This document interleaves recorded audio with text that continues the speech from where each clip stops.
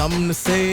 You wanted to play, then come running my way and ruin G status is dead. No, ready to go, about to go in, you already know. Got my instructions, now give me your audience, hand me your mic and I'm ready to blow. One for the money, two for the show, three for everybody who encouraged me to go, get it. We finally did it, I ain't never turning back, shawty. I'm fully committed to my beliefs, I'm committed to the sin. I'm about to give them what they want, what they need, what they ask for. Give them what they want, what they need, what they ask for. And now, from a booby-trapped treehouse in an oak tree in the George Washington National Forest, it's the prize fighter of the puzzle, the chugger of Hugger Mugger, the Catch-22 comedian, and the host of JimSpiracy, Jimmy Dodds. Oh, what's good, y'all? Welcome to JimSpiracy. I'm your host, James D. Dodds, a.k.a. Uncle Jimmy, your humble host that be doing the most. That KC dude that be putting up them grape juice toast. I tell you every time we come in here that God is good all the time, and all the time God is good.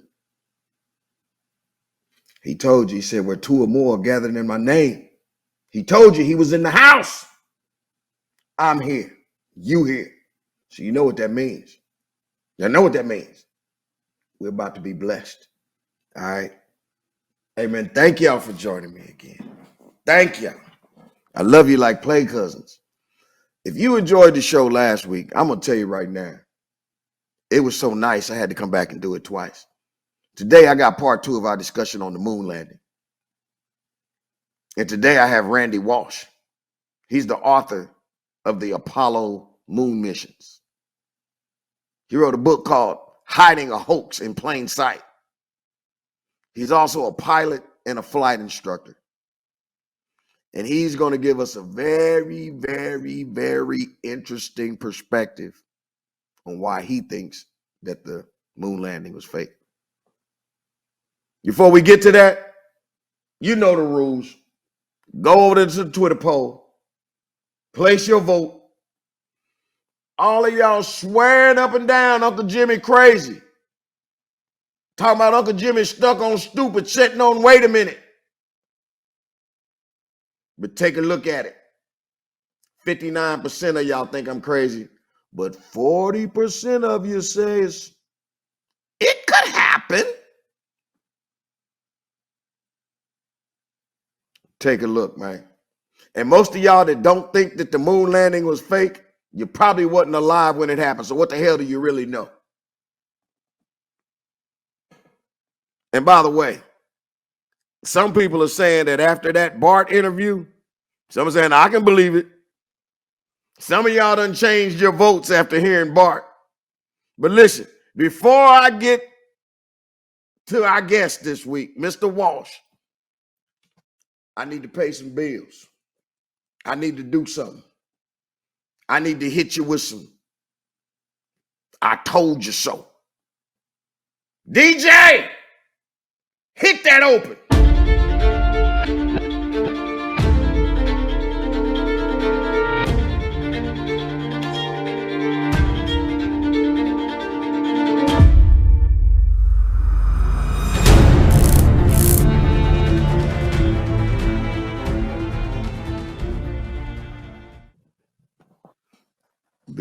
Before I go any further, I would like to apologize to my friend Chris for me hollering at him like that.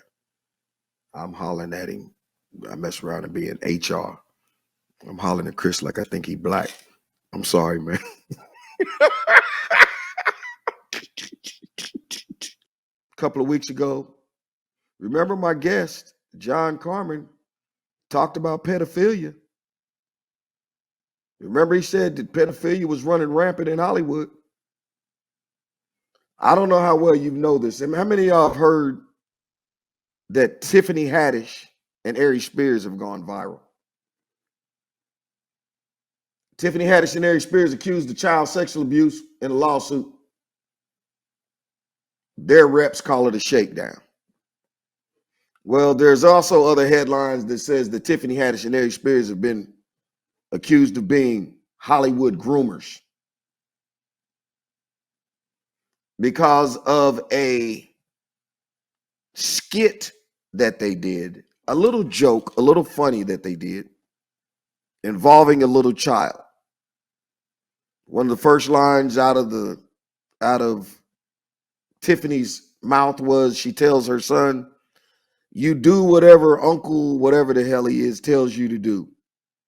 And I don't know, the next thing you see the boy sitting in the middle of the floor without no pants on. And you got Aries Spears making all kind of little googly eyes at the boy. There's also parts of the video where evidently they thought it was funny to put the little boy in a bathtub and thought it would be funny to tell Aries Spears to get in the bathtub with him. And the thing that bothered me about this was Tiffany Haddish said that she was only doing this to try to help the little boy get on Nickelodeon. And I want to tell you something. Tiffany Haddish is a lot of things. She's not a liar. That's exactly what she was trying to do.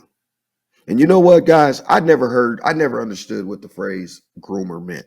Never understood. I just thought that was a phrase that you use to talk about Nick Cannon or some of these other people out here. But a groomer means that you have to get them used to what's going to happen. You have to get them acclimated to what's going to happen. Now, if you go to Twitter, you can find this video.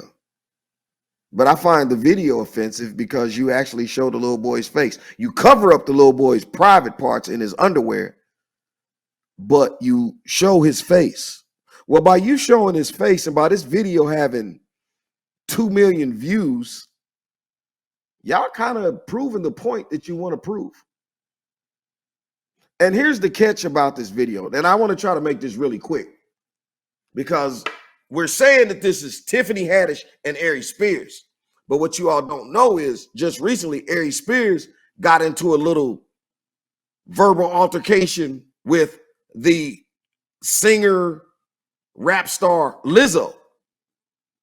And Aries Spears had some choice words. And it says that he gaslight women after saying that he was slammed for fat shaming Lizzo. And I love what Aries said. Aries said, y'all don't deal in logic and sense. Y'all just back crap crazy. And pretty much Aries doubled down. He didn't back off of Lizzo. But the fact of the matter is you better back off of Lizzo. See, this ain't got nothing to do with Aries Spears. This ain't got nothing to do with Tiffany Haddish. This got to do with everything of the industry is making money off of Lizzo. And they don't want nothing messing up this Lizzo money. Now, if people suddenly start looking at Lizzo like, that shit don't look too healthy if you really look at it. And as a matter of fact, I don't know what she did at a baseball game or something, but evidently Lizzo just done something really, really inappropriate somewhere. I don't know. Then you got Tiffany Haddish losing her mind. She's irritated at fans by yelling her name. And then all of a sudden you see Tiffany acting like this. Go ahead, Tiffany. Adrian! Adrian! Oh my God! Adrian! Oh my God! Adrian is here, y'all! Adrian! Adrian! I know Lizzo! Oh my God, it's Adrian! Adrian! Adrian!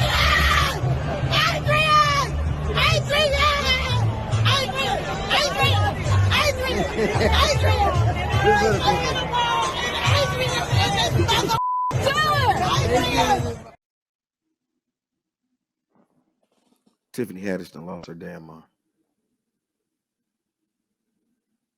See, here's the thing. You always see them have that breakdown. You always see them right before they actually hit that point. So Tiffany, people didn't think you had any business being where you was. By the way, in case y'all don't know who Tiffany Haddish is, Tiffany Haddish is that lady that was in the movie Girls Trip, starring Jada Pinkett Smith and Queen Latifah, two of the biggest demonic witches in the industry. And I don't even know why I'm even trying to hold my tongue and saying it, because you are what you are. Set your ass down at the red table and talk about it. Embrace it. And evidently, Tiffany Haddish want to be a part of it. Let me tell y'all this real quick before I go talking about this story. Here's the catch. This little funk between Aries Spears and Lizzo just happened within the last couple of weeks, right? Right? So why in the hell is this video just now coming out? And this video is almost 5 years old. Why was somebody not upset at this video to begin with? And if you guys go look at this video, I'm going to be really honest with you. If Aries Spears ever go to jail, they're going to have something to do with his ass. No pun intended. Tiffany Haddish, your ass need to be ashamed of yourself. Because you just like Oprah. Always want to sit up and talk about, oh, I'm doing something for the girls. I'm doing something for my people. You damn sure are. Taking them straight to hell on a banana peel and trying to twist them up for your perversion to be parts of your industry. You need to be ashamed of yourself, Tiffany. And Aries Spears, you just as wrong. Because our kids deserve better. And I'm telling you that. I'm standing on that. We'll be back with some more JimSpiracy. I'll holler.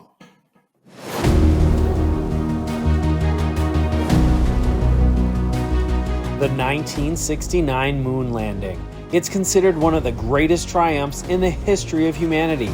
It's the crown jewel of American technology and ingenuity. It was a beacon of hope for the country in the heart of the Cold War with the Soviet Union. Could it have been completely faked? It's one of the most enduring and mysterious conspiracy theories ever, and it just won't go away. With distrust in our government at an all-time high, some estimate that 20% of Americans think the moon landing was faked.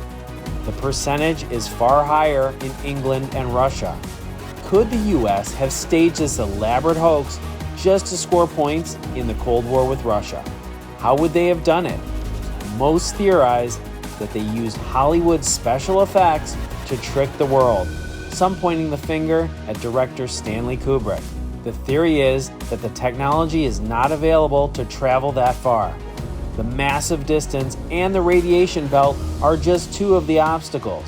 Scientists and authors question many things about the moon landing narrative.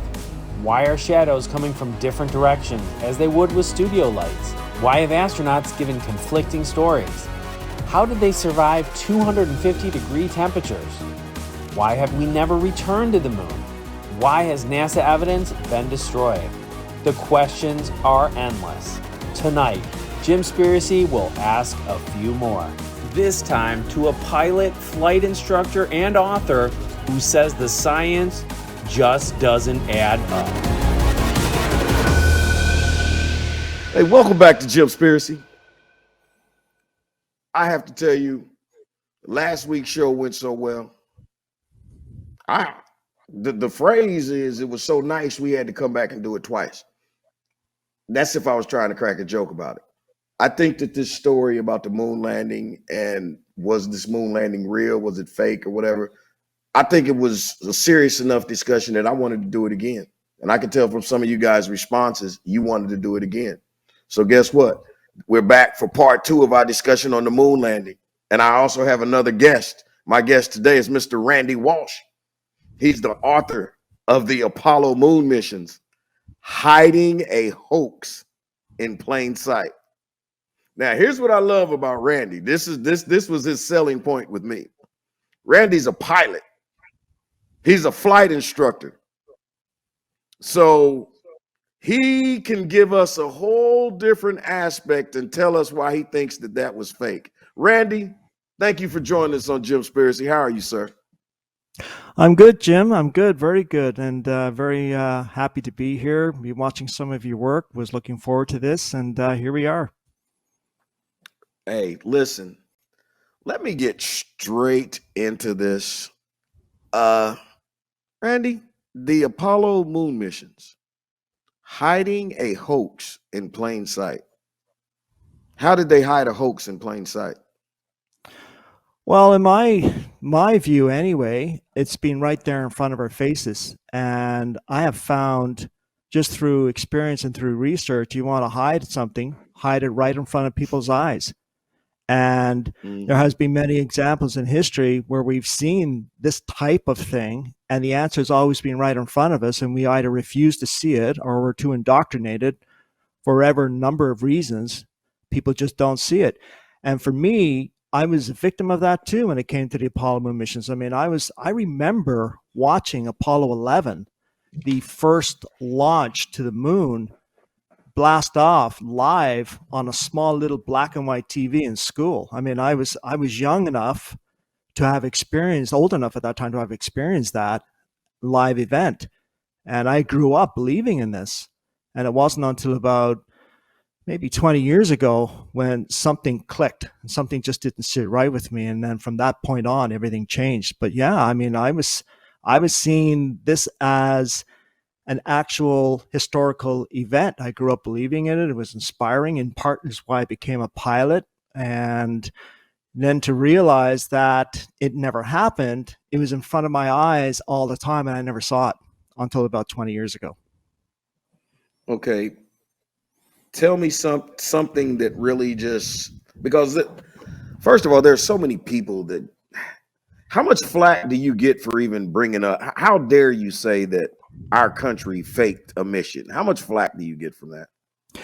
Yeah, I mean, a lot. And, I'm up here in Canada, and I've heard, what do you Canadians know, that type of thing. And I understand that. And I first off, I want to just say that Hey, excuse me. I'm a great I'm sorry. admirer. I'm sorry, Randy. Yep. Hold on. Excuse me. DB Yep. DB Cooper was a Canadian. DB Cooper was a Canadian. Okay, go ahead. Good point. Good point. Go ahead.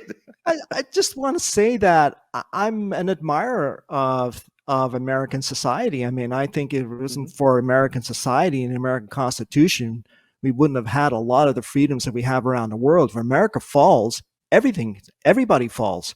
But that just doesn't mean America is perfect, right? So I speak from the point of view of being very pro-American and very pro-American Constitution, because what happens there happens everywhere else.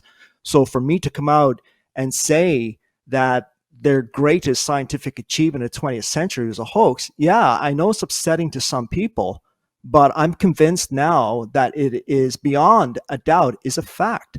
And facing that fact, and a lot of Americans are facing that fact, and as well as a lot of people around the world, and facing that fact is actually speaks more to American integrity than anything else. And I think that's now starting to happen. So pro-American for all the way. Your book, The Apollo Moon Missions, Hiding a Hoax in Plain Sight, how has that been received by the American public? Yeah, Because very you're calling question. This book is calling the American government a group of fabricators.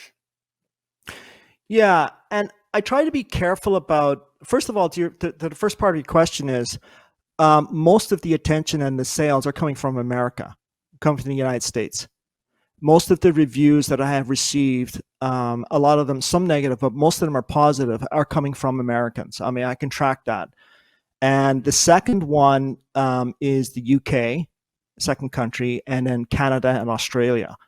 And then Europe follows suit. But America is the number one. And most of my interviews have been with American-based interviewers. So it has been received well. There's always that element that I'm going to, get in terms of abuse, and I'm a conspiracy theorist, and that's okay. I don't mind being called a conspiracy theorist. In fact, after the last couple of years, I embraced that, because it turns out that they seem to be right. So, but yeah, Exactly. it was mixed, and it seems to be getting a lot more positive now. But I mean, I expected that when I wrote this book. I knew it was going to upset a lot of people, and I'm okay with that. It's what is the phrase? Truth is a lonely warrior. I don't put myself up there like that with the real warriors, but it was a bit of an insight for sure. Okay. Here's a question that I'm sure everybody asks you. Why? Why would our government fake? Why would we tell such a lie? And you use the Yeah. word hoax, but I'm going to use the word lie. Why would our government do such a thing? Yeah, and I mean that's a common question, but a very good question. And I have to admit, it's a very loaded question because there are so many answers and so many possibilities. There is not one straight answer. What I am convinced of, and from the research that I've done on this, will show you what direction I'm going in. I'm convinced now that 50 years ago, the American Space Agency, NASA, and the Soviet Union Space Agency were working a lot closer on this than most people realize. There we go. Yeah. You That's know how what? far down the rabbit hole this goes. Wait a minute. You know what? That reminds me of something I thought about just the other day. Because we have a space station that has different nationalities of people on that space station right now. We have Russians and whatever in the space station. And it doesn't seem like our differences are really mattering up there, but it seemed like it was really a big. How does that work? How does if I'm in war with you on Earth, how do we work up in the space station together? Yeah, and I was immediately going to use the phrase, and I want to qualify that phrase when I use it because I'm not trying to belittle this, but I was going to use the phrase window dressing.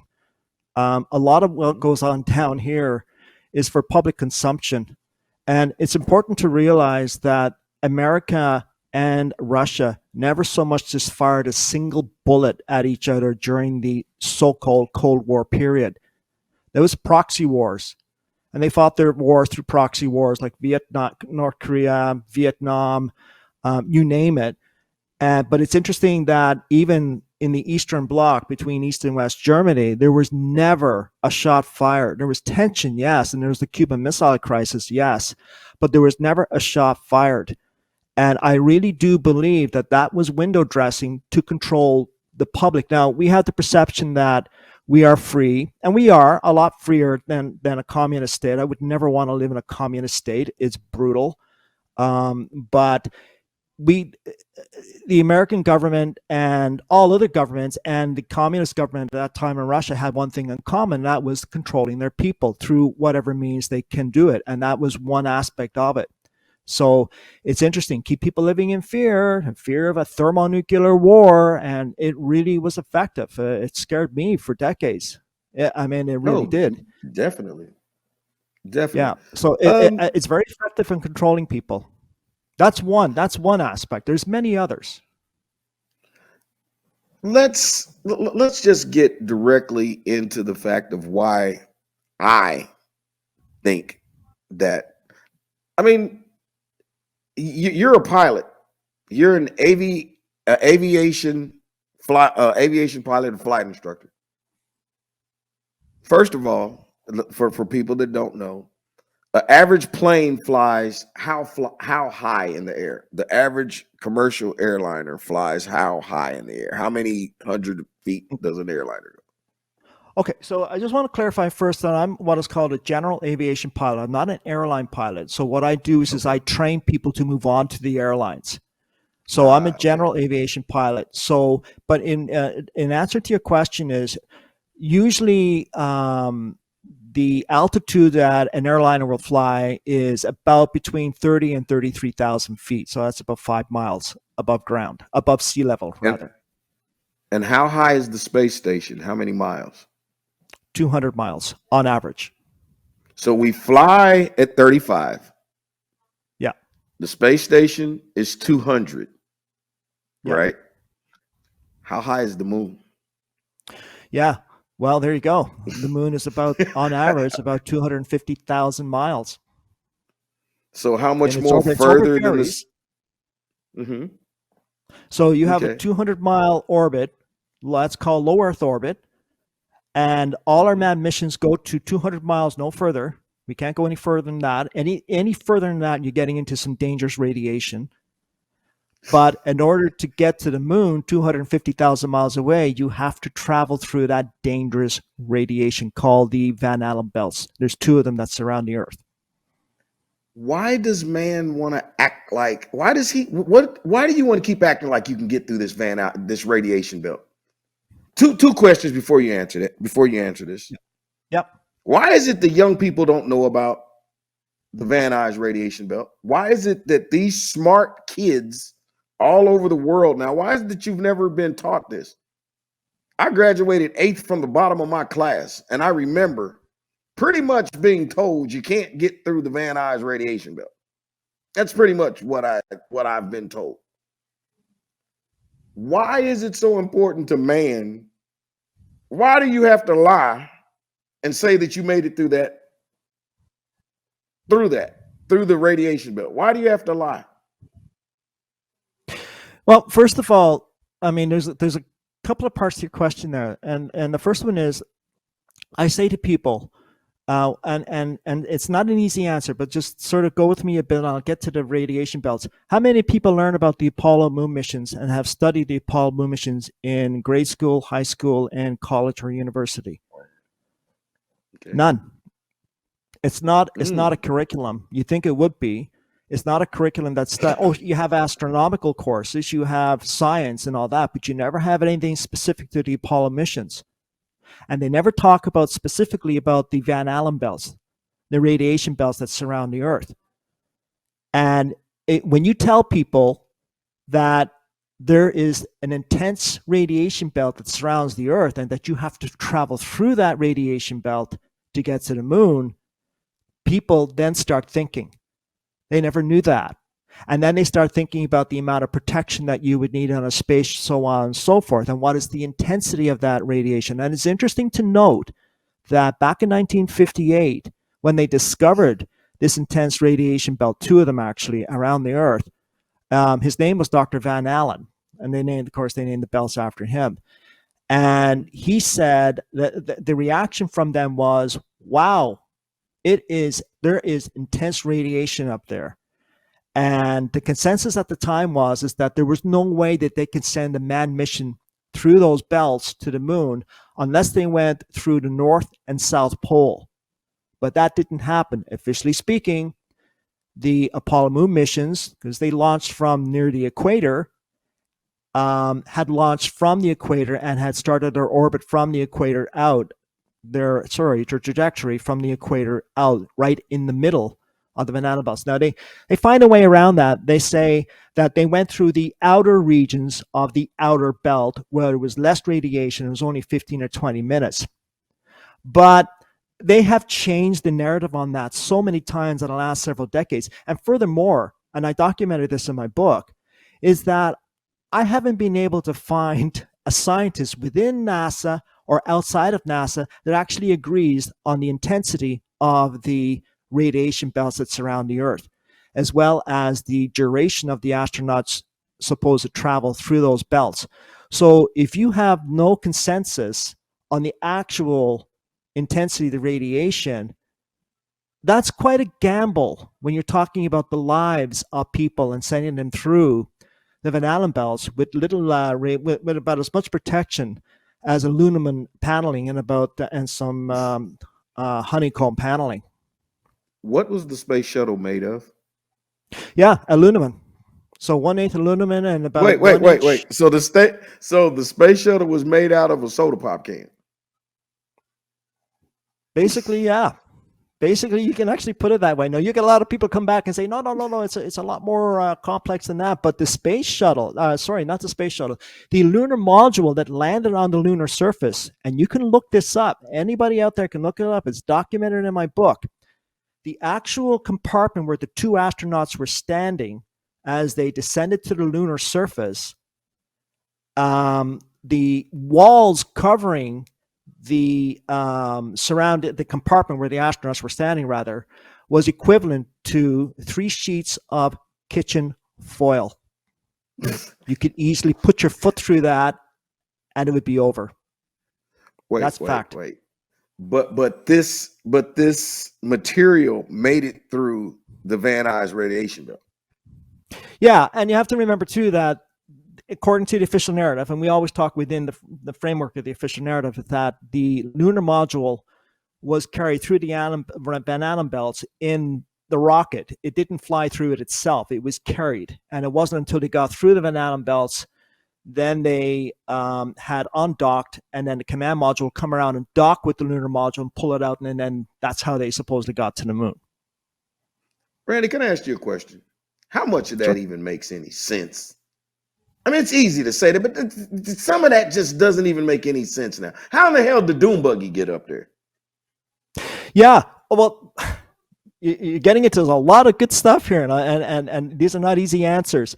Now, it's interesting that you brought that up because I looked at this in detail, and not so much the Doom Buggy, but I looked at it in detail anyway, and I'm going to cover this in another book. But they had to somehow make sure I get a signed copy of this book, Randy. Make sure I get a signed copy of this book. I'd be honored to do that for you anytime, okay, Jim. Thank you. Go ahead. I'm sorry. Go ahead. I'm sorry. So they had to. There wasn't a reconfiguration of the lunar module. So you have to remember they went up. I believe it was 3 missions without the Doom Buggy, Moon Buggy. Let's call it the Moon Buggy. Mm-hmm. And the last 3 missions had the Moon Buggy. There was no difference in configuration. They never factored in weight and balance. I'm not sure. They go through great lengths to show how they squeezed it in. So apparently the Doom Buggy was foldable, and they squeezed it into a paneling side of the lunar module. And then apparently when they landed, it was like a transformer. It was like one of the transformers that went in and came out. And Exactly. And just unfolded, and everything worked perfectly. And it was absolutely amazing. There's a very interesting researcher up here in Canada. His name is Scott Henderson. He's done a lot of work he's downloaded the whole photographic and film record of NASA, and he has discovered that they had used the same moon buggy on all 3 missions, which is impossible because how would they, because they landed in 3 different areas. The inference being that they weren't exactly concentrating on detail when they recorded this in a film studio. I would like to tell you a story that I've never shared. I worked at Fox Studios, Fox Sports, and in our control room, there's a cameraman by the name of Jim. And while I was sharing my beliefs of moon landings and hoaxes and whatever, and I think I asked the question about the buggy or whatever. And Jim is a cameraman at Fox. And out of nowhere, I wasn't even talking to Jim, but out of nowhere, Jim says, "Well, while you guys are laughing at Jimmy, my dad used to work over," and I don't want to lie and say what studio it was, but he pointed, and the studio would probably be towards Sony. And he said, "My dad was a cameraman at Sony when I was a kid, and I used to go to work with him. And I used to drive around a dune buggy that looked like that every day on a set that looked a whole lot like that damn moon that you're talking about."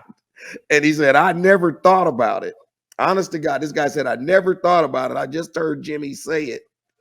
He said, that buggy looked a whole lot like this buggy that you're saying is the moon buggy." Yeah. And you have to think, where did they model this buggy after?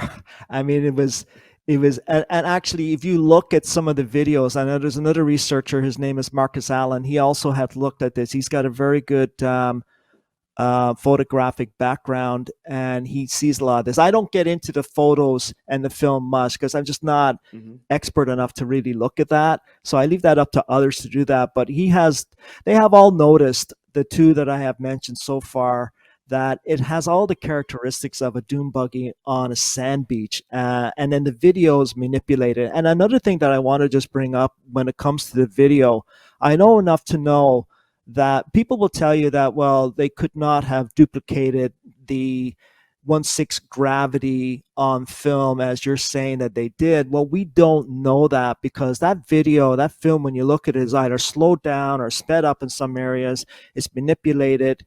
The other factor is, and this is a fact, people have to realize that the Apollo moon missions were controlled by the military. Even though NASA is a civilian space agency, the military was in full control of this venture, all the personnel involved, all the astronauts, all of them were military personnel. And the military has even bigger than Hollywood, has the biggest film studios in the world. And even a lot of their films that they had made 50, 60 years ago are still to this day classified. That tells me that they have and have now, had back then and have now, photographic and film techniques that we still don't know about. So they're quite capable of faking this. I mean, they want to get every little detail right. If you're going to fake something this big, try to get as much detail as you can right. Randy, have we ever been to the moon? Ever? And all, because we've been told that there's been how many missions to the moon? Have we ever been to the moon? Manned missions? No. Unmanned missions? Probably yes. Yes. But here's another factor, Jim.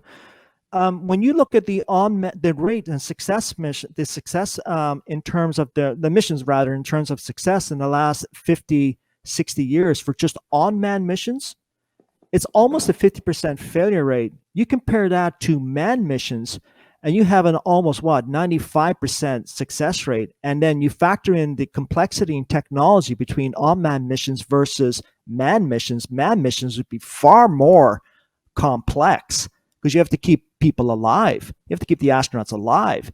So you're talking about environmental controls. You're talking about radiation protection. You're talking about protection from meteoroids, which were a major problem up there. The thermal energy from the sun. I mean, you're talking about a range of environmental factors that can end, any one of which can end a mission within a second. What is the... But yet, what is, I don't know if you know the answer to this. You know, we hear about astronauts. Okay, let's just say the moon. Let's stay at the moon. They were on the moon and they were outside doing these experiments. yeah. What was the temperature? What was the temperature outside? Yeah.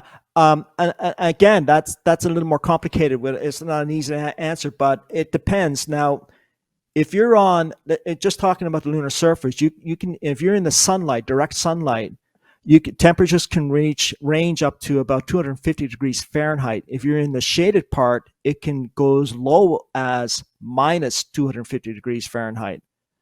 So those are extreme temperatures, and you have to find a way to keep those astronauts and that spaceship cool. And remember, air conditioning doesn't work in the vacuum of space. So you need all kinds of other technology to get that to work. Now watch this question I'm going to ask, because I'm looping back. What's the temperature inside the Van Allen radiation belt?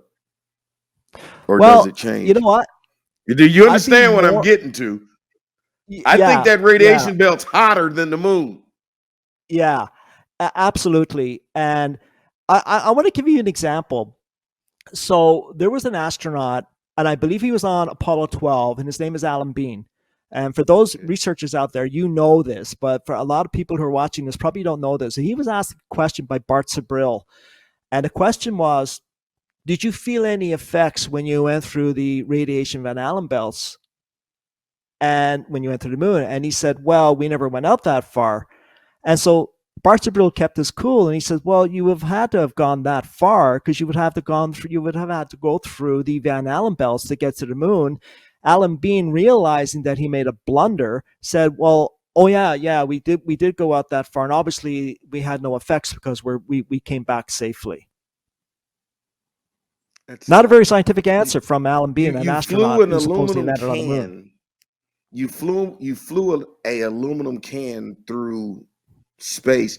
You know, and I want to say this, one of the reasons I asked about the temperature of space, the temperature of the moon, and I asked about the temperature through the Van Nuys radiation belt is because, unless I'm mistaken, I'm not an expert like you, but unless I'm mistaken, the temperature on the moon, the temperature of going from Earth through the Van Nuys radiation belt is greater than that of the temperature of a forest fire. That temperature is greater, unless I'm wrong. We don't have, why can't we take a spacesuit and walk through a forest fire and put fires out. We don't have. Or Go ahead. how about the Fukushima power plant? Okay. Marcus Allen, one of the researcher, a very knowledgeable man. He actually is the UK distributor for Nexus Magazine. He's been researching this for 25 years. He actually contacted NASA and asked them, why don't you send, when you're sending people in there to clean up the radiation mess in Fukushima, why don't you, the nuclear power plant, for those out there that weren't familiar with it, why don't you send people in there wearing Apollo astronauts suits? Apparently it worked. They were very effective the first time they used them. Why not use them now? And he never got an answer back. He never got a reply. Well, I mean, that was just hold on. You can go out there 2,000 miles away and do something, but you can't fix a problem right here on Earth using that same equipment. Exactly. Exactly. By the way, you just mentioned Bart Sibrel. That's my guest I just had last week. And this is he's why, good. I just read his book. Yes, and this is why you're here this week, because it was just it was too big of a story for me not to talk about. One of the things, Randy, that I don't understand with people, I don't want to just use the word Americans. Here, let me go back and quote the great American. What's his name? Wernher von Braun, or whatever his name was. You know, that great German that we took over here, that knew how to run he actually had the German mind. Didn't this man? This was the number one mind for space. Yeah. What did he say about going to the moon? He said going to the moon was basically, now I haven't been able to substantiate it, but a lot of insiders are saying that he basically was saying it was impossible with the method they used at that time to send manned missions to the moon. He had a far. Yeah. Go ahead. I'm sorry. Well, no, I was just getting ready to. I was going to. I was going to say, he said, first of all, he said it was too far. And he said that in order for you to do it, you were going to have some type of space station to refuel it. Okay. Yeah. So you just touched on something that's very important and a lot of people don't realize. When you look at the Apollo missions and the method that they use, now this gets a little bit complicated because von Braun was talking of another method, and NASA rejected that method and went with somebody else's method. But the method that they supposedly used, officially used, had no redundancy built into it. And they had no means of rescuing the astronauts if anything were to go wrong. Everything had to work perfectly for these missions to be successful. You tell me one piece of technology that works perfectly at any time and any day. It doesn't happen. Tell me one piece of technology, or you tell me one plan that man has done and he was successful on the first time. Exactly. Trial and error. That's how we build on the technology that we have now. It's always through trial and error. I remind everybody that the first airliner that was built was actually not the Boeing 707, it was actually the Comet, the British Comet. A really, really nice looking airliner. And it had flown in 1953. The engineers, they worked out all the calculations, and they said that this was it right from the drawing board. They built it, they put it into service, and I believe 3 of them had catastrophic failures and killed everybody on board on each of those aircraft. And he had to pull it, and they had made a design flaw. The design flaw was that they had designed the passenger seat windows too big, and it weakened the frame, and it basically just blew apart at 30,000 feet. So why is it that that's not happening? Now, you'll see accidents happening with the space missions, but we're talking about technology that never existed in 1961, 62, when John F. Kennedy had announced his vision of landing a man on the moon and safely returning him to the Earth. And they had to invent, design, and manufacture this technology in less than 7 years. And here we are, the space shuttle was retired in less than 7 years, rather, go back to 1960s, and then they supposedly landed 6 missions on the moon. They actually launched 13 missions of the Saturn V rocket that was used in the Apollo moon missions. 6 of them landed on the moon. And yet here we are, the space shuttle was retired in 2011, and we still can't get Artemis, this new rocket, off the ground. In fact, they just postponed the second unmanned launch. Randy, I want to ask the question that I didn't get a chance to ask Bart last week, because we talked about Johnson, we talked about Nixon. Here's a question that I have about Kennedy.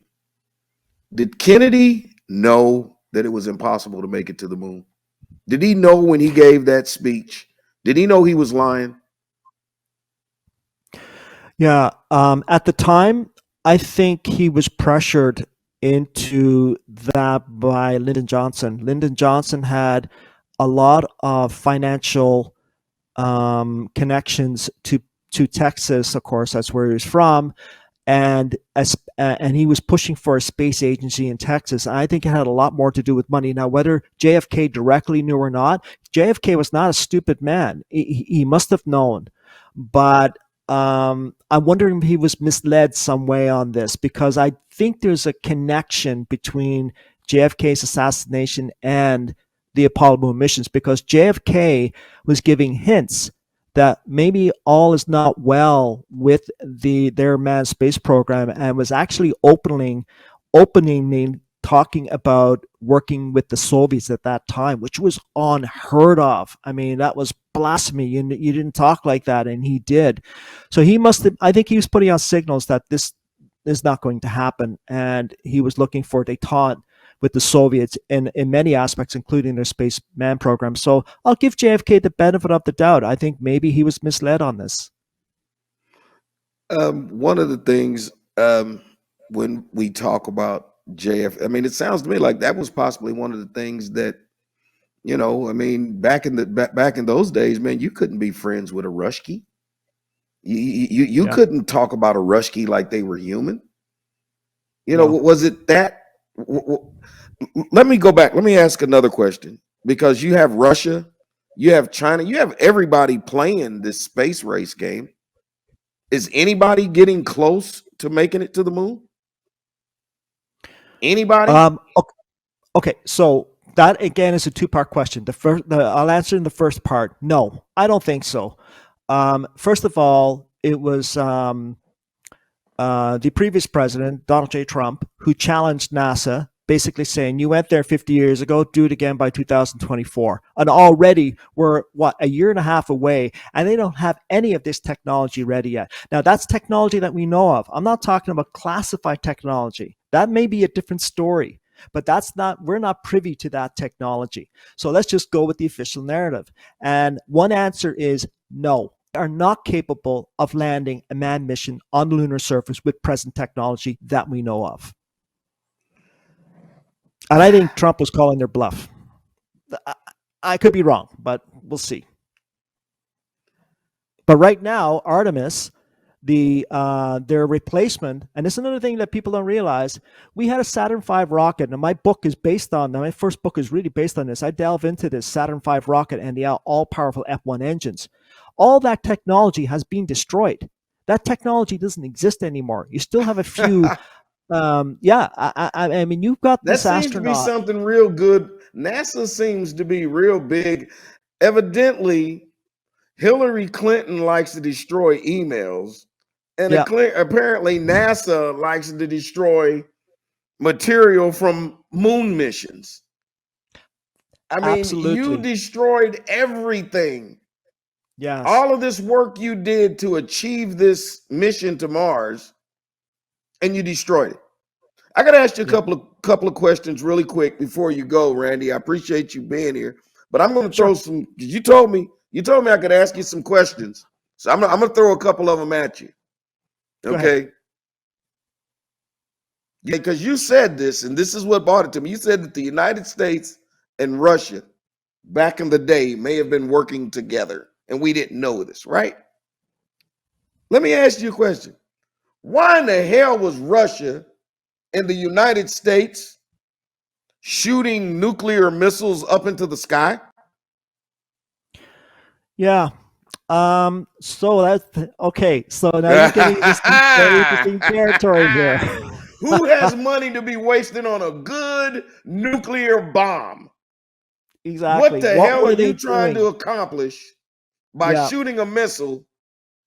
Go ahead. Oh, I don't know what your So answer is going to I be. believe I believe the code name for that was Operation Fishbowl, and the United Hmm. States had actually detonated 3 atomic bombs in the late 1950s, and then they detonated a thermonuclear device in the early 1960s. I believe it was 1962. Now, what's very interesting about this is when you get into radiation, radiation takes years, decades, and more to dissipate. So it has a half life, and they created an artificial radiation belt around the Earth when they had done that testing, and that was now you have to factor that into the Van Allen belts that they had to go through. They had triple the radiation dose that they had to travel through to get to the moon. So that's just a sidebar note on that. There's lots of theories as to what they were actually doing. Were they trying to poke a hole in the Van Allen belts to create a pathway? We don't know, but there absolutely is no practical Whoa, whoa, reason whoa. You why they said would the be Van Allen exploding belt? bombs in Whoa, whoa, space. whoa, whoa. Stop right there. I got you. I got you. Got you right there. That's what I wanted to hear you say. Are you saying they were trying to punch a hole in the Van Nuys radiation belt? Or were they trying to punch a hole in the firmament? I knew that was coming. So for the record, I'll say to all the viewers, I am not a flat earth theorist. Okay. I'm just putting it out there that you have to keep your mind open about any possibility or any eventuality.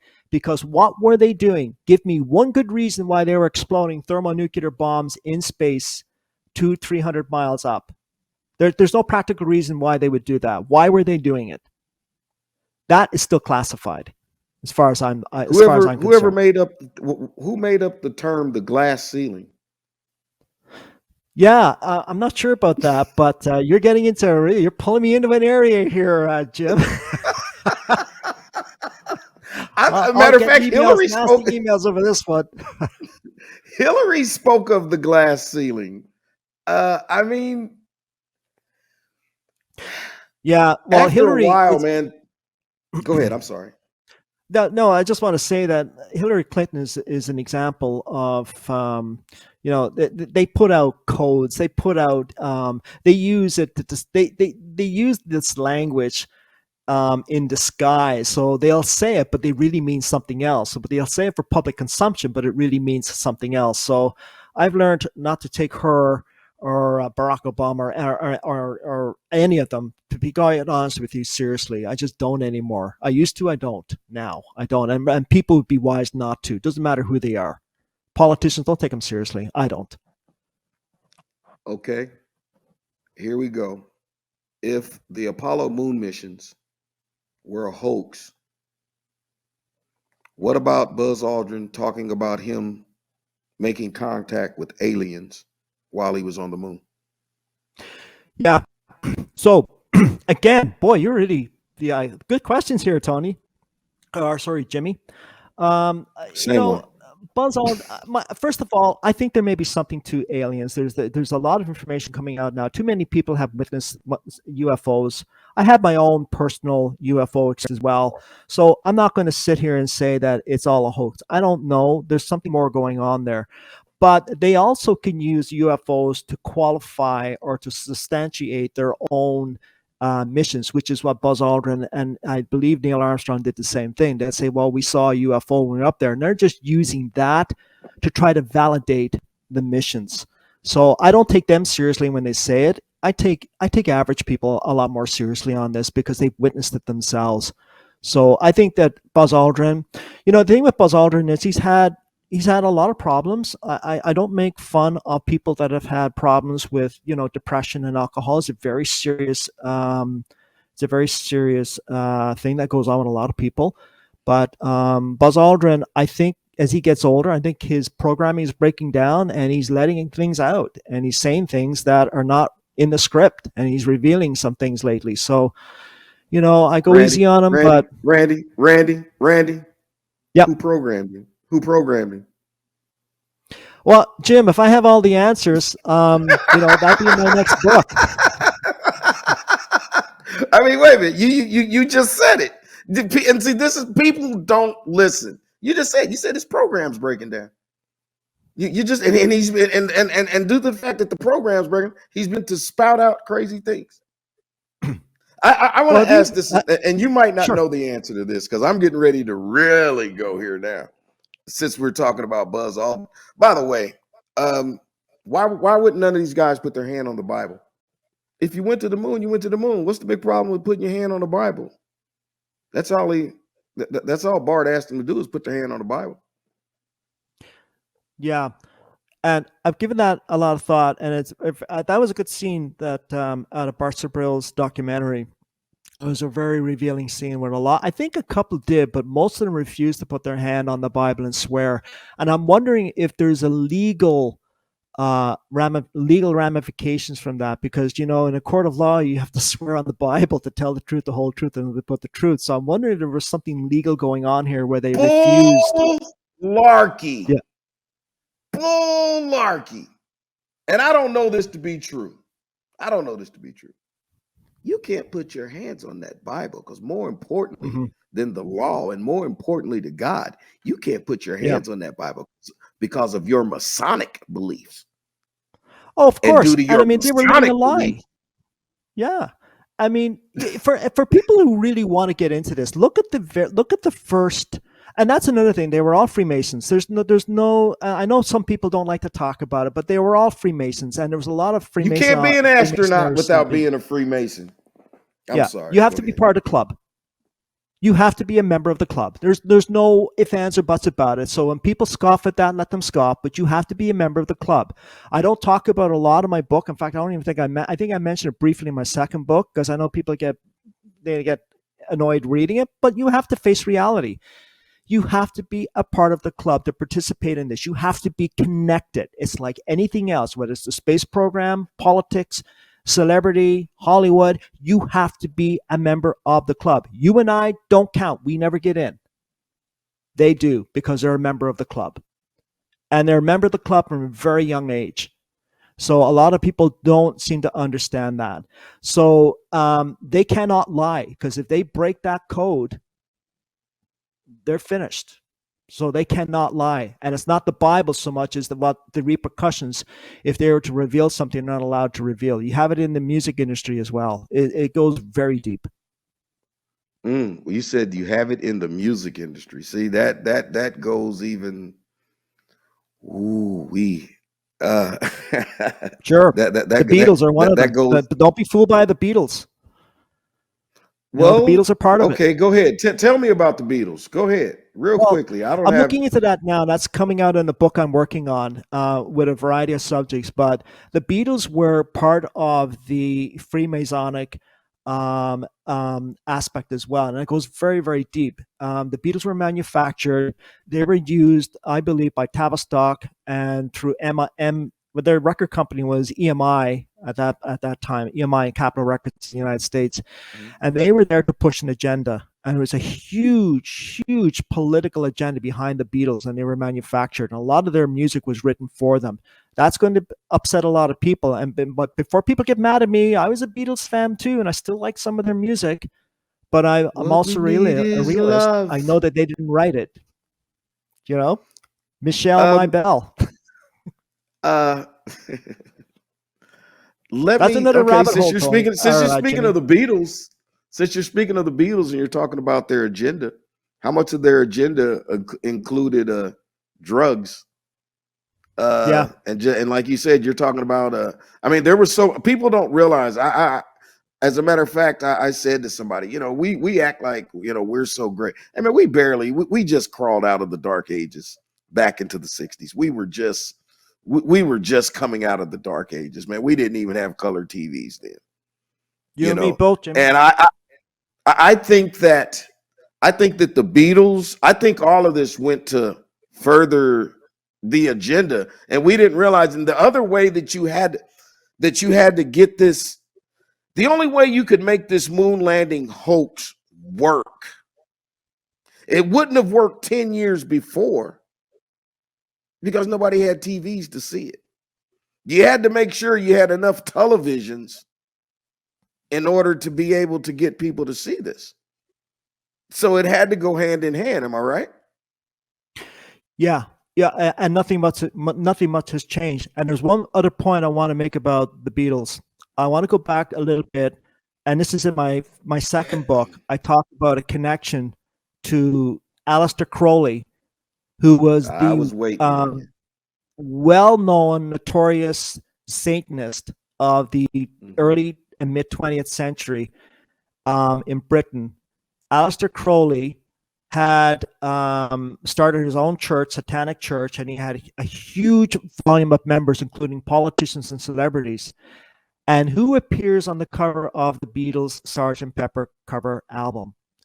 Aleister Crowley. That little bald head man. Mm-hmm. This is a group that talks about peace and love thy neighbor, all you need is love this, love that. And here they are with a photo of Aleister Crowley cover of their album. That whole album is satanic, right? And they're not the only one. Other groups, Led Zeppelin, the same thing. They were followers of Aleister Crowley as well. So it goes very deep, and people are going to have to accept that this is something they're going to have to look into and accept that it's out there. There's a lot of satanic messages behind all of it, and it's part of a political agenda. The music industry, Hollywood, NASA, the space agency. Now, for those of you that want to attack me, I like NASA. NASA has done amazing work when it comes to meteorology and air travel, no doubt about that. But there's an aspect to NASA that is, in my opinion, satanic, and I've seen some connections to that. What is it the Hebrew meaning of the word NASA? Do you know what the meaning of that is? I know I don't. I know that there's a connection between Saturn V, Satan, the Saturn V rocket, Satan, the planet Saturn. I heard that NASA, and I don't know because I can't speak Arabic or whatever, but I heard that the word NASA translates into to deceive, deceit. May very well. I'm not really familiar with that, but it may very well. It wouldn't surprise me, given its connections to Jack Parsons, and Jack Parsons, the rocket engineer back in the 1950s, who was a Satanist. They named the Jet Propulsion Laboratory after Jack Parsons, whose theories to this day are used in the Apollo moon missions and the space shuttle. And he was an out-and-out Satanist. He was a rocket scientist by day and a Satanist by night, and a follower of Aleister Crowley. I write about him too. All right, Randy, look, I'm going to let you go, but I cannot let you get out of here because you were just talking about the Beatles. You were talking about Aleister Crowley. You were talking about the demonic, the devil being in music. Let me tell you another person that sponsors Aleister Crowley, and I don't know if you are familiar with this, but there's a rapper by the name of Jay-Z. Jay-Z is a big proponent of the teachings of Aleister Crowley. Jay-Z is married to Beyonce. Yeah. And Beyonce is right now at this stage of the game. 30 years ago, we thought she was the sweetest little girl in the world. Mm-hmm. And now she has a song called Church Girl. This woman has a song talking about her blocking her menstrual cycle with pages of the Bible. And both of these people, Jay-Z as well as Beyonce, are at the top of their game. And Jay-Z, I'm talking about black people, because now we're suddenly hearing the phrase, do what thou wilt. And it's being told like it's something Jay-Z said, do what thou wilt. No, you're teaching the demonic teachings of Aleister Crowley. Yeah. What do you think about that? Yeah. No, I I absolutely agree with you. A lot of when you speak of Black people, a lot of their culture is very rich. Is a wealth of culture there, and it now has been hijacked. It has been hijacked for nefarious purposes, and that's what this whole satanic what is the Aleister Crowley thing is all about. And if and another thing, this whole idea of this political correctness when it comes to the Black community and their culture is insulting to the Black community and insulting to their culture. And I hope that a lot of people become aware of that, because please don't let what happened to your community happen to our community, because it is devastating. I'm trying to break out of this. I've been trying to break out of this programming for the last 15, 20 years. And I think I'm being very successful at it, but my eyes have opened, and I'm free to speak this, and I'll say it. So yes, it's been poisoned. Our cultures have been poisoned. Randy, thank you so much for joining me on JimSpiracy. I don't have anything else to add to that. This interview this was amazing. Thank you so much. Your book, The Apollo Moon Missions, Hiding a Hoax in Plain Sight.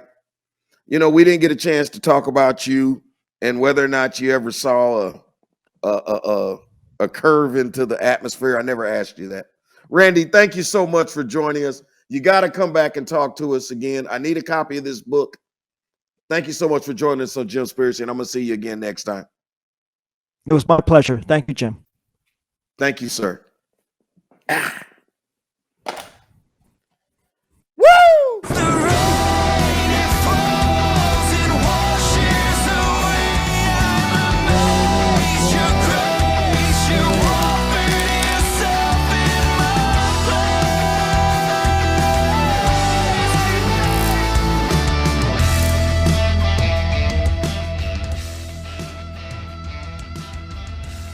The book of James. We're here trying to save mankind from the evils of the world. You know, I last week I told you, I said that we didn't have a man on the street, and I told you why, because I've kind of my show's been kind of thrown off a little bit. I showed you a little video and told you why I was off. In case you missed the video last week, let me roll this video real quick, and then I'm going to explain to y'all and tell you what's going on. Hey, man, this is your boy, Uncle Jimmy. Oh, okay, sorry. I thought you was calling me baby. You talking about a real baby. I thought she was flirting with me. Oh, the hell she was. Anyway, hey, I just got a bet from my boy Deucey. You know, got a bet for you. You know, you're a gambler, man. Hey, Deucey, I bet you $50 right now. I race you from here to the end of the hallway. That's the only time you'll ever be able to get me in a race. Bro, this ain't no time for excuses. $50 right now.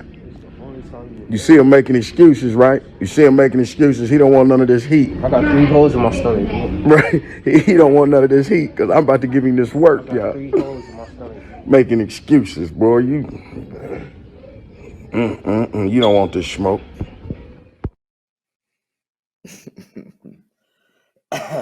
Now, let me clear this up for y'all. Let me tell y'all what happened. Deucey came down to me Friday morning. And he actually had texted me. And he texted me and said, "Can you come here, please?" And I didn't get the text. So he finally comes downstairs to me. And he's holding his stomach and he says, "Dad, my stomach hurts." And I said, "Okay." Because what you're supposed to say when your stomach hurt. Okay, your stomach hurt. That's it. That's no problem. Then he says, "No, Dad, it hurts really bad." And I go through the stuff that you're supposed to do as a parent when you have a stomachache. I grab him a grab him a can of 7-Up. Here, drink this. You know, all you need to do is burp. You be all right. He drinks the 7-Up, and next thing I know, he pukes all over the floor. Well, now you've pissed me off because y'all know we don't play that. Okay, now you gotta go to the bathroom. You go to the bathroom, but you don't be just sitting up and just throwing up in the middle of my floor. And now I'm kind of looking at him, and his stomach hurts, blah blah blah.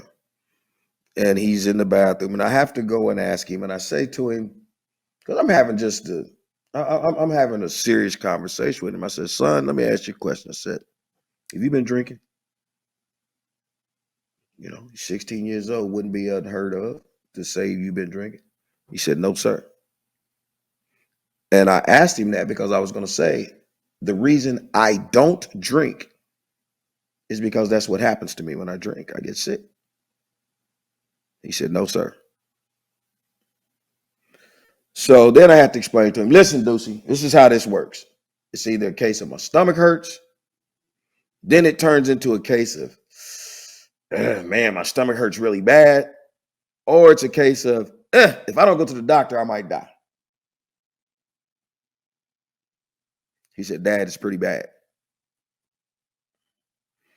And I, for some reason, I say, all right, man, come on, let's get your clothes on. Let's get going. Let's get out here to the hospital.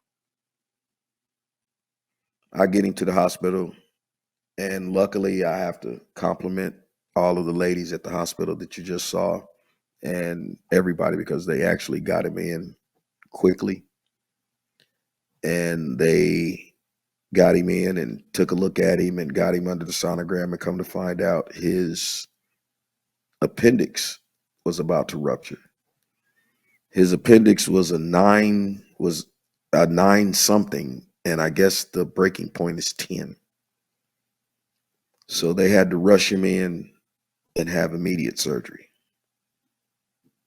And they said to me, they said, you have no idea how lucky you are that you got him in here so quickly, because it could have been worse. And as a parent, as a man, as being a single parent raising a child, yes, that was good news to hear, but it bothered me a little bit. It bothered me a little bit because I didn't find out until just today. I didn't find out that Deucey had been complaining. He had been having stomach problems for a couple of days, but he never said anything to me about it. And it suddenly dawned on me, because there's a joke that I tell people.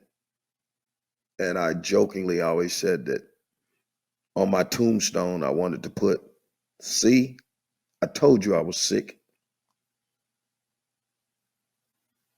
Because I realized that in life,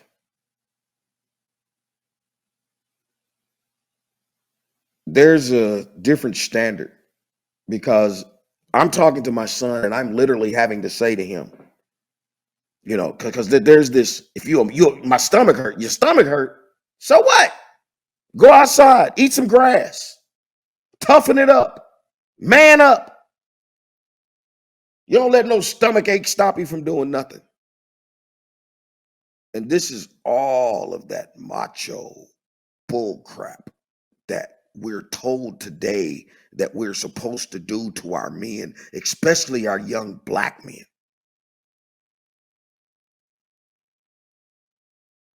And you're almost like, you can't even have a stomach ache. You can't even just have a simple stomach ache. And what I'm so thankful for, and why I'm telling this story as a Bible story, is I'm just so thankful of the fact that I didn't do my son like I was raised. See, we talk about breaking generational curses. See, I listened to my son. I believed my son. I didn't tell my son, hey man, go up there and lay down. Go take some Pepto-Bismol. Go do whatever. I didn't do that. I believe my son. I looked my son in his eyes. And I just find it hard because as black men, we're not allowed to hurt. We're not allowed to have pain. And it just bothers me because I think of how many men have died just because they trying to put up a front. And I'm not just talking about black men. I'm talking about men, period. How many men have set up with a pain for 2 days, 3 days? This is why your daddy stands in the kitchen and falls over and dies of a heart attack.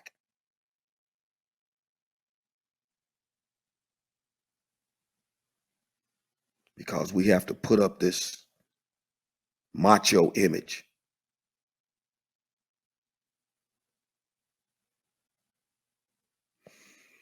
Listen here, man. I thank God for,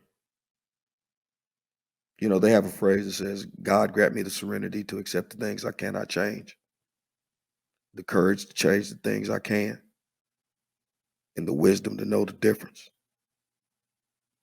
And this was a classic example of having the wisdom to know that I could make a difference. And the difference that I made is I'm trying to show my son, I'm here for you and I'm going to always be here for you.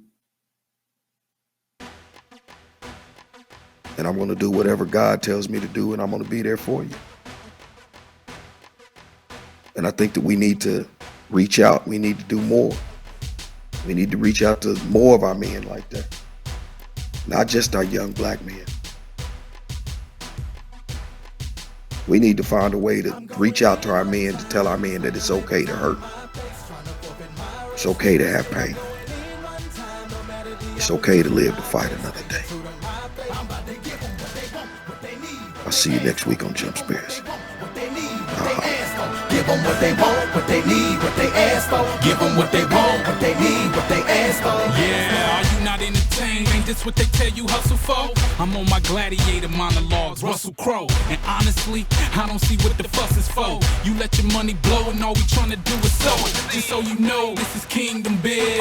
No Brooklyn Nets, I think we know who team this is. Come on, come all, and don't forget to bring the kids. And y'all gon' need a different planet just to dream this big. So bring your stacks to the table, and I'ma bring my faith. And at the end of the day, we gon' see who win in this race. And since God is the judge, he'll probably throw out my case. So do us a favor, get that look off your face. They be like, you spit that fire, got them industry rap. Why you doing that Christian rap? Nobody listen to that. And I reply with a sigh like I'm missing the fact. I'm trying to spread this holy gospel till my savior get back. I'm going in one time, these record labels all in my face, trying to forfeit my race. But still I'm going in one time, no matter the opposition I face, staying true to my faith. I'm about to give them what they want, what they need, what they ask for. Give them what they want, what they need, what they ask for. Give them what they want, what they need, what they ask for. Give them what they want, what they need, what they ask for. Well, everything they offer, yeah, I'ma give it back. You can have it, crossing the world on my back, Mr.